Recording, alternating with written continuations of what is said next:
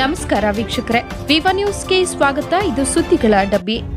ಕೋಲಾರ ಉದ್ಯಾನವನಗಳ ಸೌಂದರ್ಯಕ್ಕೆ ಕಾಯಕಲ್ಪ ಹಾಗೂ ನಗರದ ಪ್ರಮುಖ ಉದ್ಯಾನವನಗಳ ಸ್ಥಿತಿಗತಿ ಪರಿಶೀಲನೆಗಾಗಿ ಜಿಲ್ಲಾಧಿಕಾರಿ ಡಾಕ್ಟರ್ ಎಂಆರ್ ರವಿ ಅವರು ಇಂದು ಬೆಳಗ್ಗೆ ಸೈಕಲ್ ರೌಂಡ್ಸ್ ಅನ್ನು ನಡೆಸಿದರು.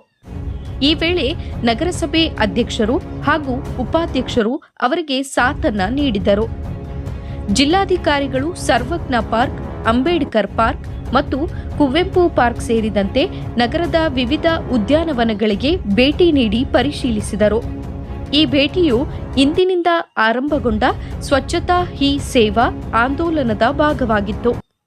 ಅಕ್ಟೋಬರ್ 2ರವರೆಗೆ ನಡೆಯಲಿರುವ ಈ ಅಭಿಯಾನದಲ್ಲಿ ಪ್ರತಿ ಭಾನುವಾರ ನಗರದ ಎಲ್ಲಾ ಉದ್ಯಾನವನಗಳನ್ನು ಸಾರ್ವಜನಿಕರ ಸಹಭಾಗಿತ್ವದಲ್ಲಿ ಸ್ವಚ್ಛಗೊಳಿಸಲು ನಿರ್ಧರಿಸಲಾಗಿದೆ. ಕೋಲಾರದಲ್ಲಿ ಒಟ್ಟು 19 ಪಾರ್ಕ್ಗಳಿವೆ. ಪಾರ್ಕ್ಗಳ ನಿರ್ವಹಣೆಗೆ ಸೂಚನೆಯನ್ನ ನೀಡಲಾಗಿದ್ದು, ಪಾರ್ಕ್ಗಳಲ್ಲಿ ಅನಿಯಮಿತವಾಗಿ ಬೆಳೆದ ಗಿಡ ಮರಗಳನ್ನು ಕತ್ತರಿಸಿ ಸರಿಪಡಿಸಲು ಡಿಸಿ ಸೂಚಿಸಿದರು. ಅಲ್ಲದೆ ನಡಿಗೆ ಪಥವನ್ನ ಸಮತಟ್ಟುಗೊಳಿಸಿ ನಡೆದಾಡುವವರಿಗೆ ಅನುಕೂಲವನ್ನ ಕಲ್ಪಿಸಲು ಸೂಚಿಸಲಾಯಿತು.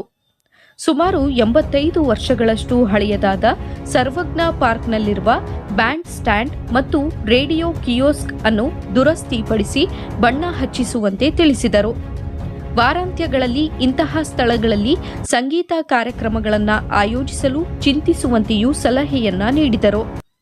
ಎಲ್ಲಾ ಪಾರ್ಕ್ಗಳಲ್ಲಿ ಕುಳಿತುಕೊಳ್ಳಲು ಕಲ್ಲಿನ ಬೆಂಚುಗಳು, ಕಾರಂಜಿಗಳು ಮತ್ತು ವಿದ್ಯುತ್ ದೀಪಗಳನ್ನು ಸರಿಪಡಿಸಿ ಉತ್ತಮವಾಗಿ ನಿರ್ವಹಿಸುವಂತೆ ಅಧಿಕಾರಿಗಳಿಗೆ ಸೂಚಿಸಿದರು.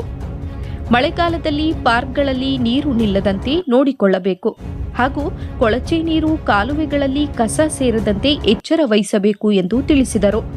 ಈ ಸಂದರ್ಭದಲ್ಲಿ ನಗರಸಭೆ ಅಧ್ಯಕ್ಷೆ ಲಕ್ಷ್ಮೀ ದೇವಮ್ಮ ರಮೇಶ್, ಉಪಾಧ್ಯಕ್ಷೆ ಸಂಗೀತ, ನಗರಾಭಿವೃದ್ಧಿ ಕೋಶದ ಯೋಜನಾ ನಿರ್ದೇಶಕಿ ಅಂಬಿಕಾ, ಶ್ರೀನಿವಾಸ್, ನಗರಸಭೆ ಆಯುಕ್ತ ನವೀನ್ ಚಂದ್ರ ಮತ್ತು ಆರೋಗ್ಯ ನಿರೀಕ್ಷಕ ನವಾಜ್ ಸೇರಿದಂತೆ ಅನೇಕ ಅಧಿಕಾರಿಗಳು ಉಪಸ್ಥಿತರಿದ್ದರು.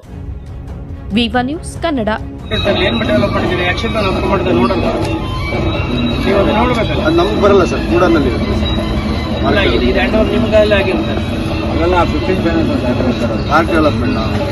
ಯಾವ ಕೂಡ ಲೇಔಟ್ ಅವ್ರದ್ದು ಇವೆಲ್ಲ ನಿಮ್ಗೆ ಹ್ಯಾಂಡ್ ಓವರ್ ಆಗಿ ಭಾಳ ವರ್ಷ ಹ್ಯಾಂಡ್ ಓವರ್